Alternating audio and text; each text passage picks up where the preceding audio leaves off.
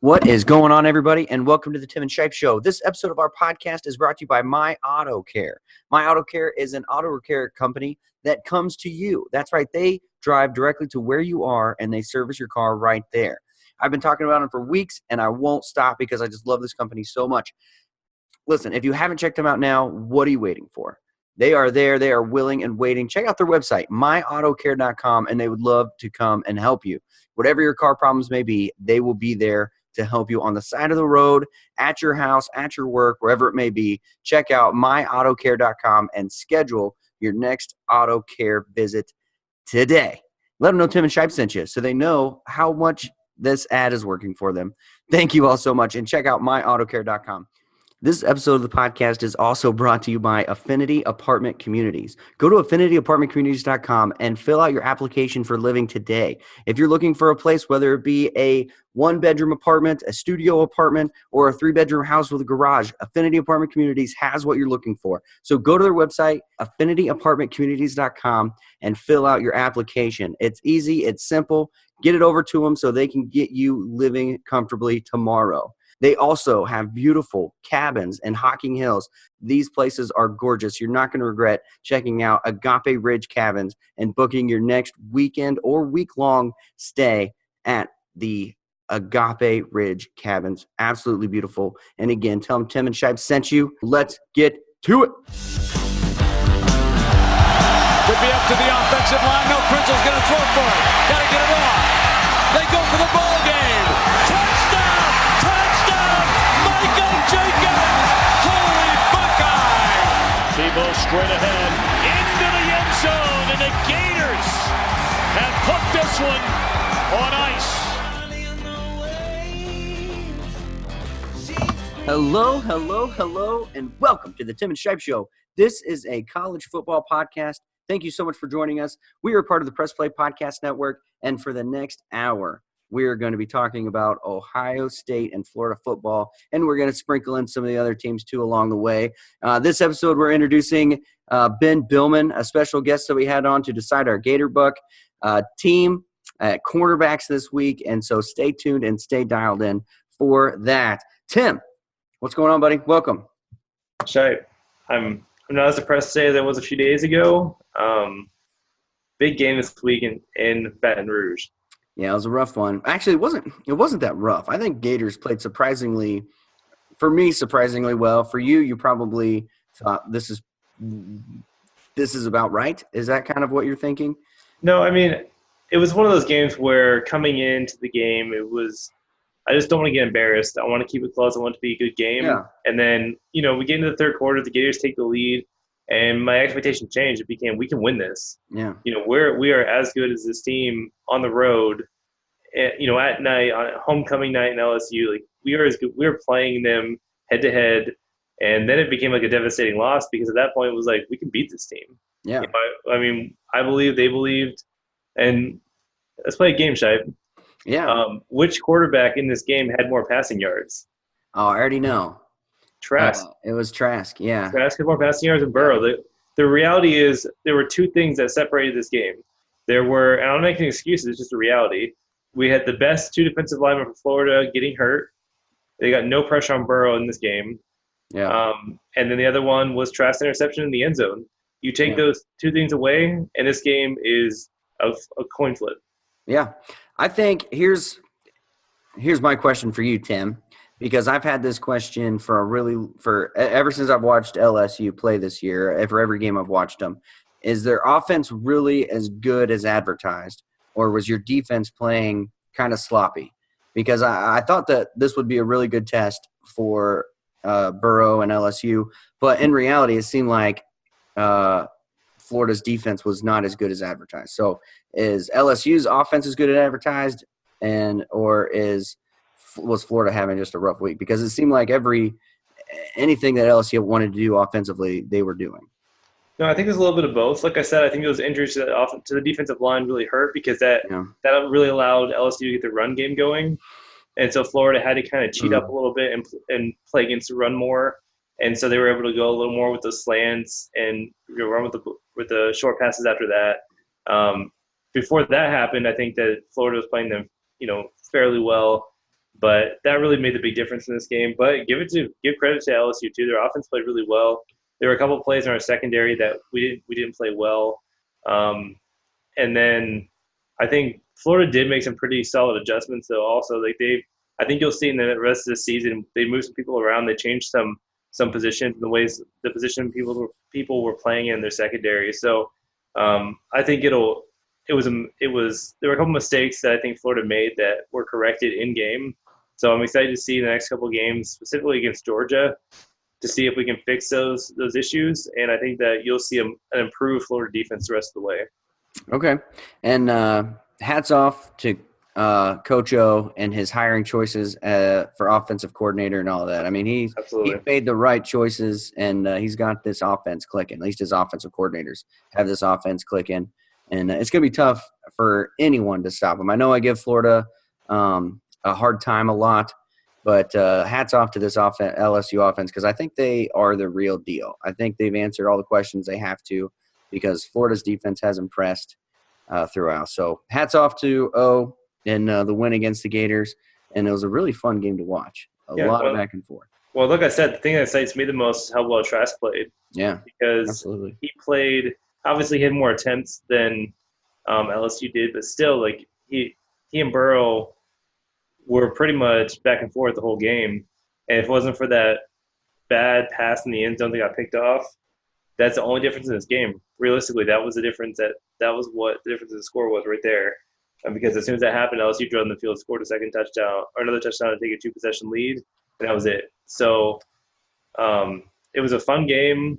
Obviously, we're disappointed, but the reality is, even Kirk Herbstreit said this week that he has Florida as a favorite to win the SEC East right now. Yeah.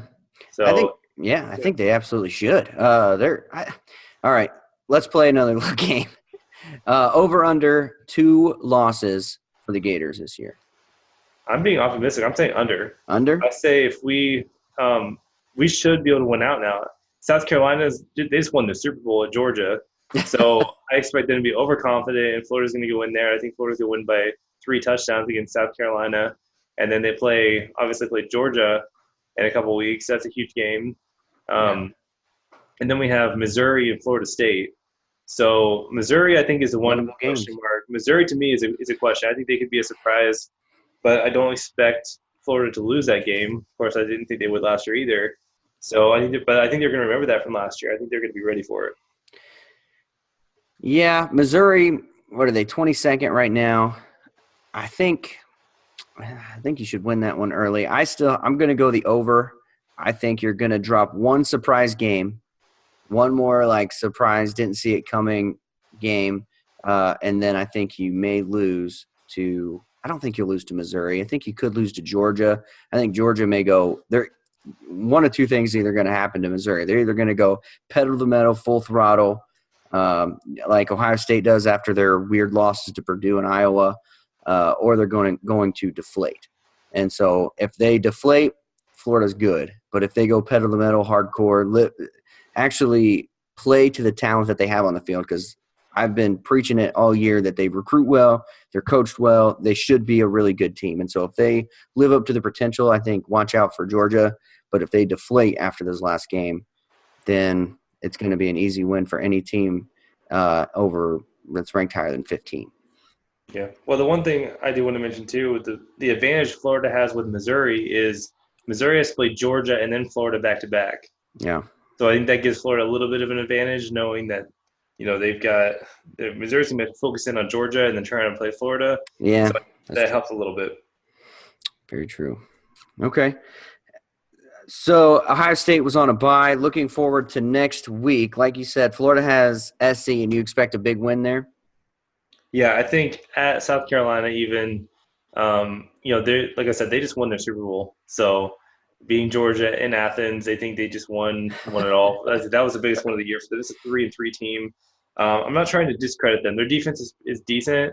They played like their 3rd-string quarterback played most of this game, and honestly, they exposed Georgia in a lot of ways. I think Georgia was overlooking this game, thinking they just had it just automatically, and they got embarrassed. So I think that South Carolina is going to be a little distracted, a little overconfident in this game, and Florida's going to come out angry after the LSU game and just absolutely dominate them. Yeah, they're either going to come out angry or they're going to come out exhausted because they gave everything they could in that game. And so they're either going to be fired up, ready to go, or they're going to be a little banged up and a little bit slow. Not to drop some rhymes on you there. But yeah, so I think Florida's either going to come out firing or they're going to be deflated just like what Georgia could be. Because it's hard to walk off the field after a loss like that. When you put everything you have into it, and you still end up losing. It's hard to bounce back from that. It is, but I think it's also when everyone is telling you all week long you have no chance, you're going to get embarrassed on their field at night. You've Trask has never played in an environment like that. Kind of like what I was saying a couple weeks ago with Auburn coming in. I think they were hearing that all week, and I think they stood up to them and they played head-to-head, and they were even. They were on an even playing field on the road. Yeah. And so I think it built Florida's confidence. So I think they were ready to say, okay, we can play with anybody in this league right now.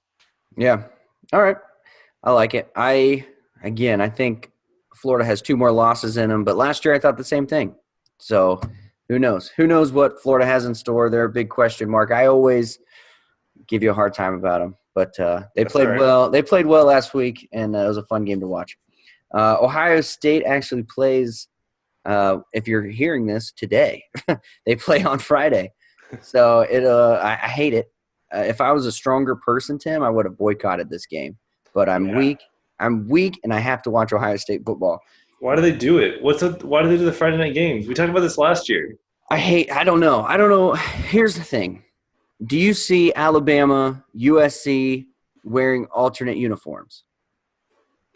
No, but Ohio State does. They do these gimmicky things. I like the alternate uniforms. I'm nothing against them. I think they look sharp. They're fun. I think the players like them. But Ohio State doesn't need to do that. They're an iconic school. They don't need to do these money grabs. And same thing with this Friday night game. It's a money grab. They don't need to do it, and I hate that they're doing it. And Friday night's for high school football, everybody. Yeah. I want to boycott this game so bad, but I'm not going to because it's a Friday night and it's going to be fun, and I don't watch high school football all that much. So if I was stronger, I would boycott. I get the alternate jerseys and stuff. I'm okay with that. Florida does it, and they do some really cool things sometimes with it. Yeah. And Oregon obviously is known for it, and that's fine. That's a whole separate conversation. But this Friday night game, we're college athletes, so we don't play games on Friday. Yeah, it's terrible. I hope that this is a trend that doesn't keep going. I hope that people just show how much they hate it and they don't do it. But it's Ohio State. People are going to watch, and so I think they're going to get great ratings for a Friday night. It's going to be on the Big Ten Network. It's supposed to be on Fox, but I think wrestling and the World Series. It's all goofy, right? Saturdays for football. These Friday night, it's for the birds. I hate it. It shouldn't be. Premier school shouldn't be doing that because how does it make Ohio State look when it's sorry, we can't show your game on Fox because we have baseball and we have WWE wrestling. That just makes your school look stupid. It's leave that to Boise State and University of Miami. Let them play their Friday night games. Right. Wake up Saturday morning and say, oh, I didn't even know what they were playing. What was the score? And that's what you expect to happen. Right. Let alone, but the premier school shouldn't be doing this. It's embarrassing. It is embarrassing, and I hate that. I hate that we're doing it. It drives me crazy. So anyway, we're playing Northwestern. Northwestern, their offense is nothing. If they have positive yards in the first half, I'm going to be ticked because that means our defense isn't doing what it's supposed to be doing. I don't expect them to get past the 50, probably 3/4 of the game. They should be playing on their end of the field. So I think it's going to be a big win for Ohio State. I don't know how big because almost every single defensive player from Northwestern is back. This is a Big Ten East winning Northwestern defense. So their defense, they have all the same players. They're really good, solid defense. But their offense is just embarrassing. They're 1-5. They're not great. And so I expect a big win from Ohio State. Ohio State's dialed in. It's all business for Ohio State this year. So I expect a big win. I just don't know how big. I don't know how many points we'll score.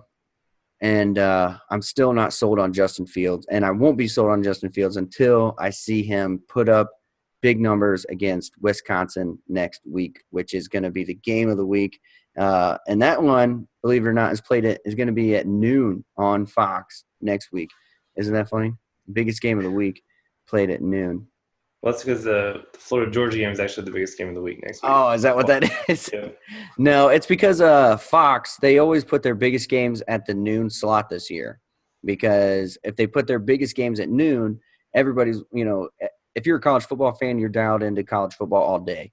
And so all eyes are going to be on the Ohio State-Wisconsin game, and they don't have to compete against the Florida Auburns of the world for the late game. So Florida's doing their big noon kickoff game, so their highest rated games are always going to be at noon, which I'm okay with. I like the fact that we can watch the game and then move on with the rest of our day. It's not something that you have to – as long as it's not a 3:30 game, I'm fine. Yeah. Dude, the Florida-Georgia game is actually at 3:30 next week. Oh, is it? Yeah. I think it's Auburn LSU, I think, is the late game next week. Anyway, so, yeah, looking forward to Ohio State. And we'll hit the spreads later. I don't know how big Ohio State's going to win, but we will see. All right. Tim, anything else you want to touch on Florida, Ohio State before we move into our picks? No, I'm ready to go. Let's do this. All right. Hit us with the picks. All right. So, let's do a review from last week, of course. Yes. So, just so everyone knows, anyone who missed last week, our standings coming into this past week, I was up 4-1, and we had 3 games last week. So we had Florida playing LSU, and LSU was favored by 13.5 according to our ranking or our odds at the time, and LSU actually covered that, so we both missed that one. Penn State, Iowa, we both picked Iowa, and we both were wrong on that one. we did not have a good week overall. No. And then the last one was the Oklahoma-Texas game. I took Oklahoma to cover 10.5. You picked Texas. And, of course, it ended up being a 7-point game right at the very end. Yep. So you got that one. So now it is 4-2 is our score now. Yep. You laid an egg, man, last week. Yeah, I didn't have a good week last. That was the worst. But, overall, we both have been doing really well. No. I did awful this past week. So not a good week. So it is 4-2 with our current standings. Closing in the gap. Yep. So this week we have 4 games that we're looking at. We have Ohio State playing at Northwestern. Northwestern is being given 27.5 at home. Why'd you start with this one? I don't know what to do. This is the worst of the 4 games. Yeah. Don't know what to do. I'll start what you're thinking, and then you can make a decision. I'm taking Ohio State. On the road. 27.5. To win by – you're taking them to win by 4 touchdowns. On the road against a really good defense. Yeah, I'm taking Ohio State too. Come on. I'm taking Ohio State too. I don't see Northwestern scoring more than 3 points if they even get 3. I think it could be a shutout unless their Northwestern's defense scores. So, yes, and I think Ohio State's capable of scoring 4 touchdowns against their defense. I think last year in the Big Ten Championship we scored 45. So, yes, give me Ohio State over Northwestern by 28. So I remember you saying a week or 2 ago that this is an upset alert for this game. It is an upset alert. I guess you're not that concerned about it now if you're giving 27.5 and you're going with this. So that's fine. Yeah. Good. Yeah. Northwestern grows out their grass for this week. Their grass is a little bit taller. Even Ryan Day said it in his press conference that the team's going to have a little longer cleats this week because they grow out their grass. They try to slow down Ohio State. It's a weird step. It's interesting, isn't it? Yeah. Anyway. Sure. The next game is Florida going to the University of South Carolina, and South Carolina is being given 5 points. Yep. Like I said, Florida's either going to come out fired up or deflated, and I'm going to give Florida the benefit of the doubt here and think they're going to come up fired up and win by at least a touchdown. Yeah, I already said I think Florida's going to win this game by 3 touchdowns. Yeah. I don't have a lot of confidence in South Carolina. I think they already won the Super Bowl for the year, and Florida's going to win this game easy. Okay. All right. The next one. Picks. Yeah, they are. The next one is number 12 Oregon playing against number 25 Washington. Oregon favored by 3 on the road. All right, give me Washington. You think Washington? Give me Washington. All right, I'm taking Oregon. I know. I probably made a bad pick, but I'm going for it. Washington. Ugh, I don't like it. Okay, anyway. Yeah, Washington. Washington's lost to Stanford, right? What is You it? already made your pick. Washington's lost to Stanford. I know. I hear you. I hear you. Maybe it'll bounce back. I don't know. I'm not confident in the pick, but I'm going for it. All right, I love it. All right, then the last one is number 16 Michigan playing at number 7 Penn State. Penn State is laying 9 at home. Oh, this one's easy for me. Penn State big. Michigan is poo-poo. Penn State, we're going to learn more about Penn State this week. That's the thing. Are we really? Because I think Cincinnati's better than Michigan. I think, I don't know, Michigan would probably be ranked 3rd in the ACC. Like, I think the ACC's that bad, and I think Michigan's that bad. So give me Penn State big. Yeah, I agree. I think Penn State's the only home team I'm taking this week, actually. I took Ohio State, Florida, and Oregon on the road. I'm taking Penn State at home. Not so much what they've shown offensively. I don't trust Michigan that much either. I don't know what this Michigan team is, but Penn State, I bet against them the last couple times, I think, and so I'm going to take them to win by 10 this week. Yeah, I think 17. I'm going to say, I don't know, 17-0. It's going to be low scoring. I don't think either of these offenses are really any good. So 17-0, Penn State. 17-0. Wow, shut them out. Shutting them out. Yep. All right. Okay, and at this time, I would like to introduce our guest for this week. His name is Ben Billman, and he's a teacher at Carson Newman University teaching sport management. He's also a writer at Sport Digest. Ben, welcome to the show. Thanks for being a part of it, bud. Great. Thanks, Aaron. I appreciate it. Yeah, and so what we're kind of doing, Ben, is we're inviting different guests on to be a random judge for our GatorBuck team. Okay, so Tim and I were going to have a quick couple debates about the best cornerbacks this week of all time. And you being a sports writer, a sports teacher, you're the perfect guest to have on who we think can be unbiased. So before we dive into this, let's hear if you're going to truly be unbiased. Okay, so what's your involvement in sports? What teams do you follow? Tell everyone what's going on. Well, I have to say ahead of time, I am a Big Ten homer. So, okay. Having said that, Ohio State would have to be a bias. Okay. But I am an Indiana football fan. I grew up in Indiana. So, unfortunately, Indiana and Ohio State are just on totally different platforms when it comes to football. Okay. So I'll try to be as unbiased as possible, though. Okay. Now, I do follow you on Facebook. And do you have a Twitter? Where can people find you? I do have a Twitter. I rarely use it, though. So Facebook is the best place to go. Okay. And I give you a hard time a lot on Facebook because I think you're a little too unbiased, in my opinion. You don't put the Buckeyes nearly high enough. Okay. And so I think it's called rational. You're rational. And so as we go into the show, we're going to dive into that a little bit more as to why you're very, I don't know, flexible, I guess, with the Buckeyes. One day they're high, one day they're low. And so we'll kind of dive into that more. But right now, let's get into our GatorBuck team. And Tim, why don't you start us off? We're going to go number 2, greatest Gator of all time, and then number 2, Buckeye of all time. And you're going to pick the best number 1 and best number 2. Okay, so it can't be our 2 number 1s are going head-to-head and our 2 number 2s. So we can't just have the second number 1 at number 2. Do you see what I'm saying? I think so. Yeah. Okay, all right. So we'll have Tim start us off, bud. All right, well, and make sure we're being clear on this, too. This is based on only college statistics, so keep your mind clear of anything that happened once they went pro.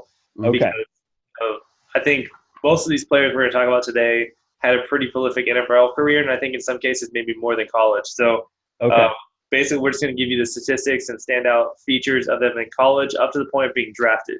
So the draft ranking obviously matters tremendously, but after that, nothing else counts. Okay. So should I place to mention, also we had like 6 Pro Bowls and just slide that in, but that's strength for the record. Okay. All right.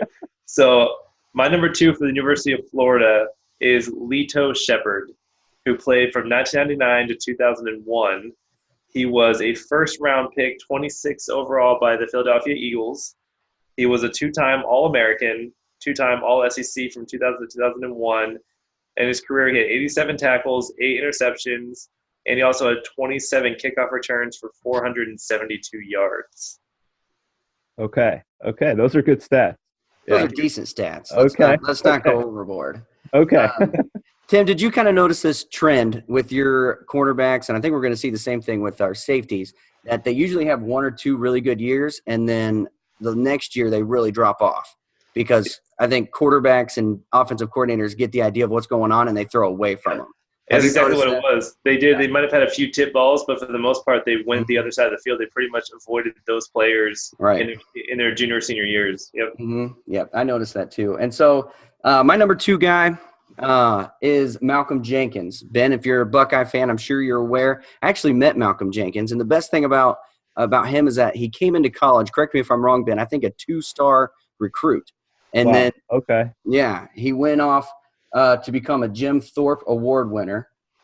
He also was a consensus All-American in 2008. So 2008 was his best season. And just in 2008, he had, 57 total tackles, 4 for loss, 1 sack, and 3 interceptions. Total throughout his college career, he had 196 total tackles, 13.5 for loss, 72 assists, and 124 solo tackles. So, yeah, he was legit. Jim Thorpe winner. Keep that in mind. He was also drafted first round 14th overall pick. Okay. So I know that Malcolm Jenkins won some big-time awards. Did Lito Shepherd win any awards? I don't know if you mentioned that or not. I did not mention that. Lito Shepherd, overall, obviously I mentioned the All-Americans. He was basically 2-time All-American, 2-time All-SEC, Jim Thorpe finalist, but he did not actually win the award. Okay, gotcha. So do I make my decision now on those 2 then? Yeah, go ahead. Or wait. Okay. Yeah, go ahead. Those are head-to-heads. I think after hearing those 2 and my knowledge of the teams based on how good those teams were right around those eras in college football, I have to go with Malcolm Jenkins. To be in that era of Ohio State football, I believe that era is one of the greatest in Ohio State football history. Even though they lost a couple national titles during that run, those teams were pretty phenomenal. And I think Malcolm Jenkins was a huge part of that. So I'm going to stick with Malcolm Jenkins. Good choice. Okay. Tim, what are your thoughts? Feel good about it? I mean, it's his choice. He's the judge. That's okay. I'll accept it. All right. Okay. All right. Number 1. Do you want me to start this one off, Tim? Sure, go ahead. All right. Number 1, another Jim Thorpe Award winner. I imagine people listening know, but Jim Thorpe Award winners mean they're the best defensive back in college football that year. And so Antoine Winfield is my guy. He has 278 tackles, 224 solo tackles, 3 interceptions, and was the 1998 consensus All-American. He was drafted in the first round as the 23rd overall pick. He was a 1998 consensus All-American as well. 3 interceptions, 52 return yards, 17.3 average. Okay. This has also been, you're kind of creating the start of our DBU conversation here. Okay. Because, of course, I think when you compare defensive backs for Ohio State and Florida, the conversation is always going to come up as to which team is DBU or best in America, as Okuda would like to say. So. Okay. All right. Well, matching up easily, I would say, for number 1 overall cornerback is Joe Hayden. He was a 3-year starter from his freshman to his junior year. He's actually the first true freshman ever to start for the University of Florida on opening day. Along with that, he was a 3-time All-American in his 3 years. And in the 2008 National Championship, he actually had an 88-yard interception return for a touchdown against Oklahoma. and he had 10 tackles and 3 pass breakups in that game alone. So overall for his career, he had 218 tackles, 8 interceptions, and he was the 2009 National Defensive Player of the Year. All right. I think this one is. One more thing. He also was drafted first round, 7th overall to the Browns. Okay.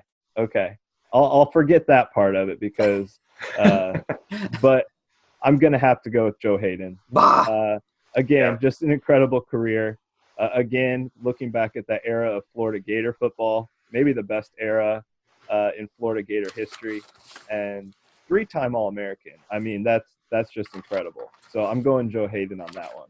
All right. I don't blame you. Yeah. So this is actually, Ben, you're the first person to join us who we've actually had a split on. Up until now, it's been all like Gator quarterbacks, all Ohio State running backs. So we actually have a split here, 1-1 with our cornerback. So honestly, I think it's the first time that, in my opinion at least, I don't have any complaints about the two. I'm okay with them. Yeah, well, I'm okay with it. Good. Yes. Yeah. All right. Well, thank you for that, Ben. All right, so let's cap off this show with questions for Ben, as we'll say. And we'll do our top 6 here. And so let's do one at a time and give our number 6 ranked team going into week 8. All right, so we'll start off with our guest, Ben. If you'd like to give us your number 6 ranked team going into week 8 and why you have them there. Okay.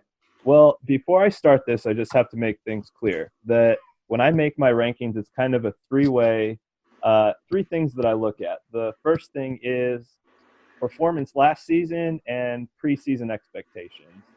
Number 2 is performance up to this point during the season. And then number 3 is my personal projections of where I think those teams are going the rest of the year. So at number 6, I have Ohio State, which may come as a surprise to a lot of people, but there's still a lot of questions, at least I have, about where this team is headed.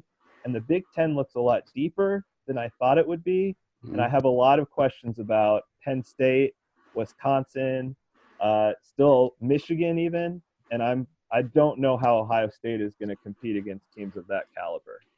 Yeah, I think that's the one thing Ohio State fans are waiting for to see about this team is how well can they do against top quality teams. You know, as of right now, we feel good about our quarterback. We feel good about our defense, offensive line, everything. You know, there's nothing about this team that's really standing out when you're thinking that gives you pause. Like last year at this time, we knew the defense had holes. But this year we don't see that. But the one thing that I think every Ohio State fan is waiting for is how well do they do under pressure? When it's, fourth quarter, down by 3, how good are they really against the high quality teams? And that's the last thing I'm really waiting for to see from this team. Right. And I think this will be it's hard to believe it's been 3 years since a Big Ten team has made the college football playoff. Right. But I think whether it's Ohio State, Wisconsin, Michigan, Penn State, even Minnesota, I might even throw them in there. There is going to be a Big Ten team in the playoff this year, I believe. Yeah, I think so too. And it's really crazy to think that Ohio State's lost 2 games in the last 3 years so far. Right. And they haven't been in the college football playoff. It's pretty astounding. Yeah. All right. Tim? All right, so for me, number 6 right now, I have Wisconsin, just based on a combination of their dominant running game and their dominant defense. A lot of these questions will be answered over the next few weeks because a lot of these top Big Ten teams play each other. So a lot of it's going to get worked out on its own fairly quickly over the next few weeks. But right now I have them at number 6. Okay, and I also have Wisconsin. Again, I don't know how good this offense really is. I know the defense hasn't given up points in a long time, but this offense, is it one-dimensional? Is it too run-heavy? And can they perform under pressure? Same questions I have for Ohio State. Yeah. All right, number 5. Ben? For number 5, I have Wisconsin. So I have 2 Big Ten teams back-to-back. And again, the running game just incredible for the Badgers. Now, you can question who they've played, when they've played them, but the game that sticks out to me is that Michigan win that they had earlier this year. I'm still up in the air on how good Michigan is, but that just blew me away. I was not expecting that from this Wisconsin team, and for that reason, I've got them at number 5. Okay. Can I ask you a question about Michigan real quick? Sure. If they were to play Cincinnati this week, okay, and I put the spread Cincinnati minus 3.5. Okay. Who you taking? Ooh. I think is it on a neutral field? Neutral Is that field. what you said? Yeah, okay. Neutral field. Wow. I think Michigan would win that game by about 10. By 10? Yeah, okay. I think they would. Okay. I think people are underestimating Michigan a lot, and I think they're going to come back. I think they're going to be a tough team to beat the rest of the season. Okay. Yeah. Based on what? Just gut? Just a gut feeling. Okay. They were my preseason pick to win the Big Ten, and I'm not going to give up on them quite yet. Okay. So, all right. That's fair. Yeah. Tim? All right. My number 5 is Stripe. You're not going to like it. My number 5 is Ohio State. I told you last week, if you don't play, you pay. And I know you hate it, but the reality is that all the teams ahead of them played significant games this week. So just the fact that they sat out and watched everybody else play, it hurt them. That's just the bottom line. And it won't be an issue for them again until I think they have another bye week before the Michigan game, if I'm not mistaken. Is that correct? Probably. I think that's right. So that's why I put them there. This is not a week-to-week thing. We're looking at the best teams overall this far in the season. How can both of you had Ohio State number 1 before the bye, and Tim, you dropped them to 5, Ben, you dropped them to 6. This is not a week-to-week. Like, this is overall. The other team's impressed. They didn't do anything. They had the week off, so they didn't do anything. The other team's impressed. They all played solid games against opponents and earned their opportunity to jump. And I look at it like this. I don't see it as Ohio State dropping. I see it as 5 teams jumping them. That's how I look at it. This is nothing against Ohio State, like Tim said. The other 5 teams all won big games against big rivals and looked very impressive doing it. Yep. All right. Agree to disagree. So my number 5 is Clemson. Until proven otherwise, I don't see them cracking back into the top 4 for me until they show that they can beat big teams on a big stage. And that's not going to happen to the playoffs. That's not going to happen to the playoffs. So they're probably going to fall 5, 6, maybe even 7 for me because unless they start blowing teams out by, 35, if they have any more of these close, even 1 touchdown games, then they're going to start falling for me because they just haven't impressed like they should. And maybe it's unrealistic expectations coming into the season that has them dropping on my list, but I just have not been impressed, especially with their defense. The one thing I will say for Clemson's in their defense is after having the week off, they turned around, fixed all their deficiencies, and did exactly what everyone thought they should do to Florida State. So, and even to the point where Devin Sweeney got mad at their kicker and wouldn't let him kick because he missed 1 or 2 in that game, and he punished him for it basically, and just he's very focused on the details. So I expect them to do what they did to Florida State the rest of the season in their weak ACC schedule. As they should. There's no reason why they shouldn't do that to Florida State and everyone else. Like if they're the team that they want to be or everyone thinks they are, they have to start blowing people out every single week. That's the thing. Like people thought that maybe Michigan had a bounce back when they played Rutgers after that loss, but they're Rutgers, just like Florida State. Who's Florida State? So is Clemson really bouncing back from that, or are they just playing weak opponents? Because Michigan, it took until the 4th quarter to even look like a good team against Illinois last week. So it wasn't a bounce back against Rutgers. And just like I don't think Clemson's really bouncing back from anything either by saying that they blew out Florida State. Well, we'll see. But I'm saying that that's what they had to do is start blowing these teams out. Yeah. So far, in one game since their off week, they've done that, and I expect that to continue. Yep. I'm with you. All right, top 4. Who's in, Ben? Number 4, I have Oklahoma. I was really impressed by their win against Texas, and I think Jalen Hurts is maybe not even a dark horse, but I think he's right there for the Heisman. He's having an incredible season. Texas has 2 really tough losses so far this year. But I have Oklahoma. Their offense, it looks incredible. And Lincoln Riley, may or may not be in the NFL next year, but I know a lot of people think that he's that caliber of coach that can be successful at that level. Yeah, if I'm a high-level quarterback, I'm knocking down Lincoln Riley's door trying to get into Oklahoma. I mean, Exactly. there's something about that guy. He can just coach quarterbacks. Exactly.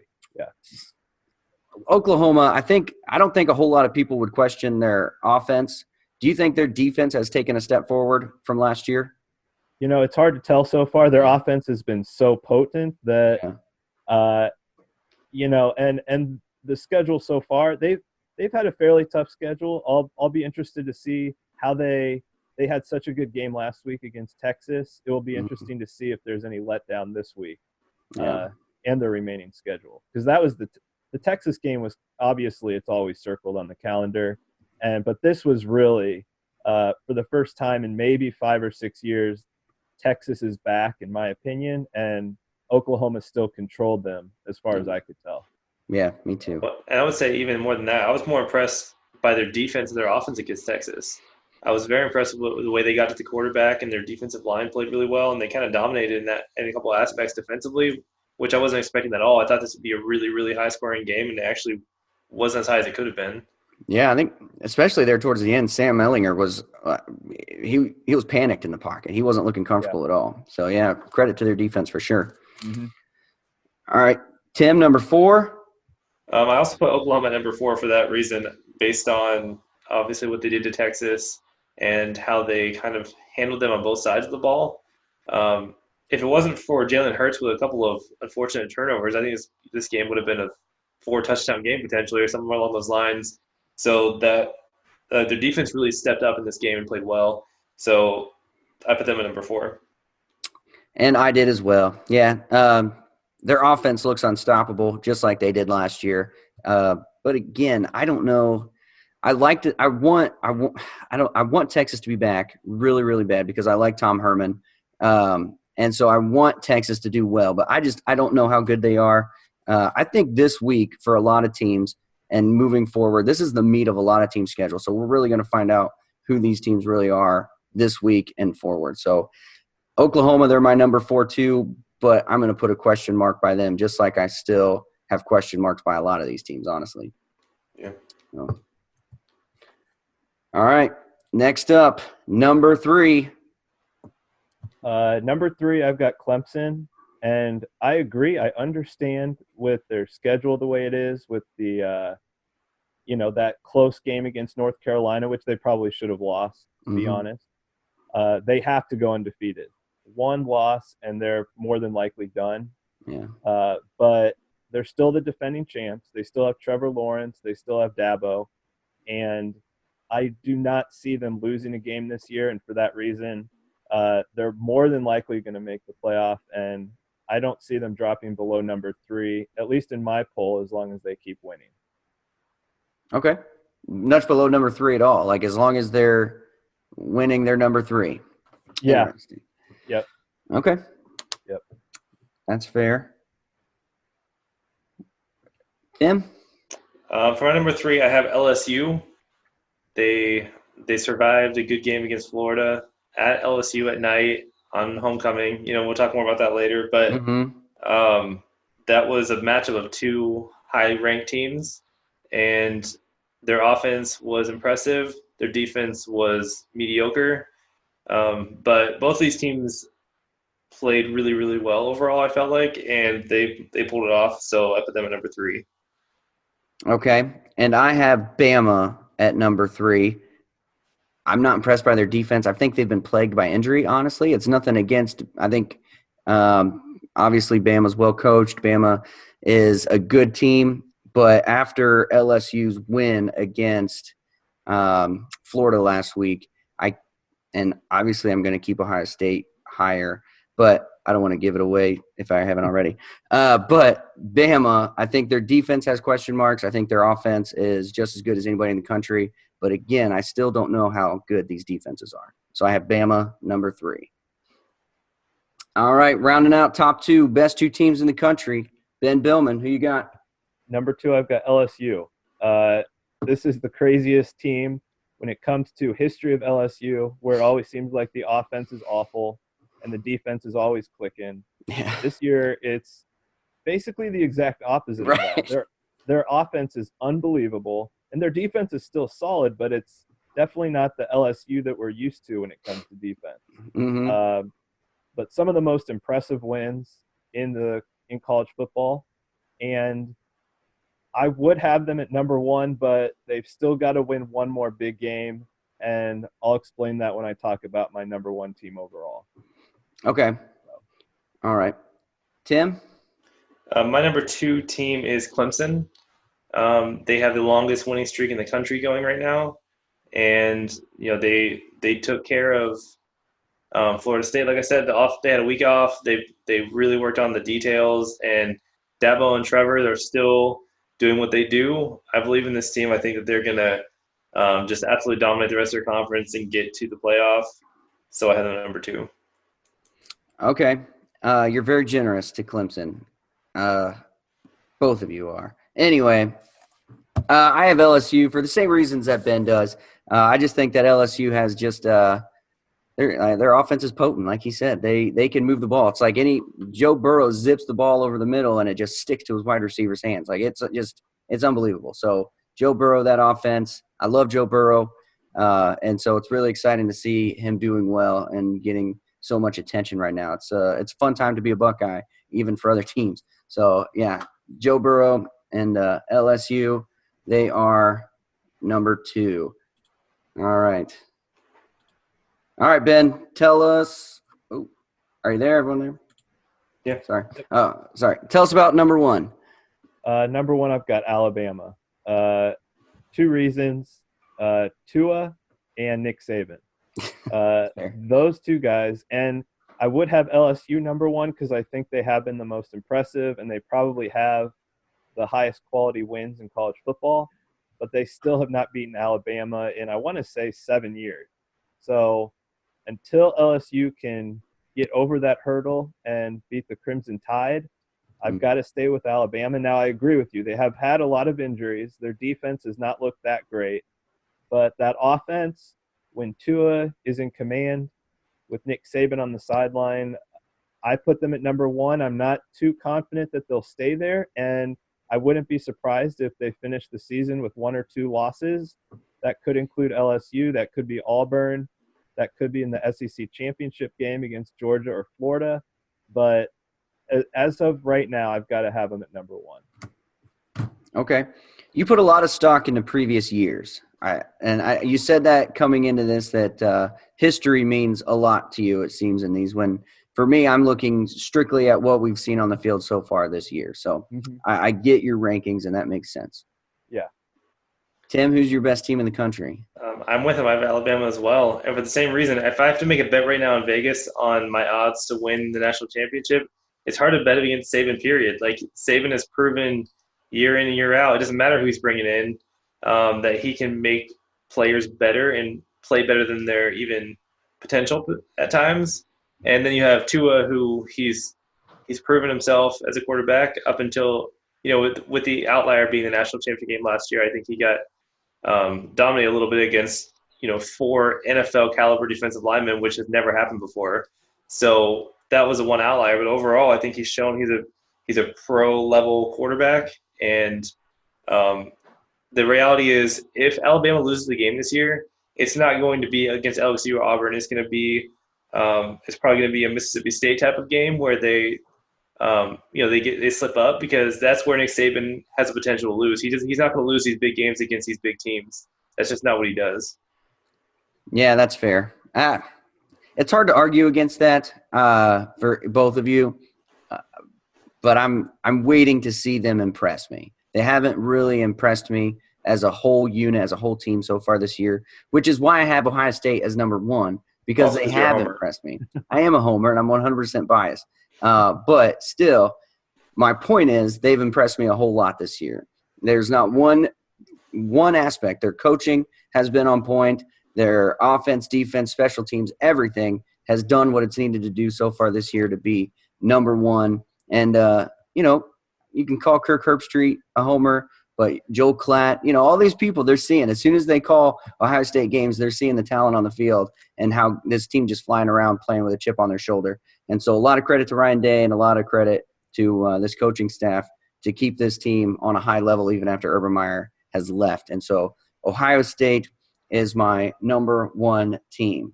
All right, Ben, we only have about 5 or 6 minutes left with you. So I want to ask, how important are these AP and coaches polls right now to you? And big picture, how important? I don't see them as that important at this point. Okay. There's still a lot of teams out there that maybe in the the 5 to 15 range that I still have a lot of questions about.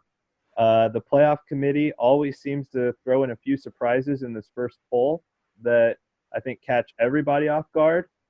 The AP does matter. I think the coaches matters, but until that first college football playoff ranking comes out, it's just all a guessing game, and I don't think anybody really knows at this point who the best team in the country is. It is very difficult.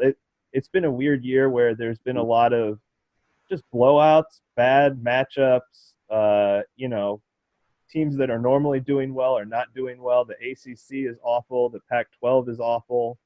So at this point, there's a lot of question marks, and I don't put much stock into these polls at this time. Okay.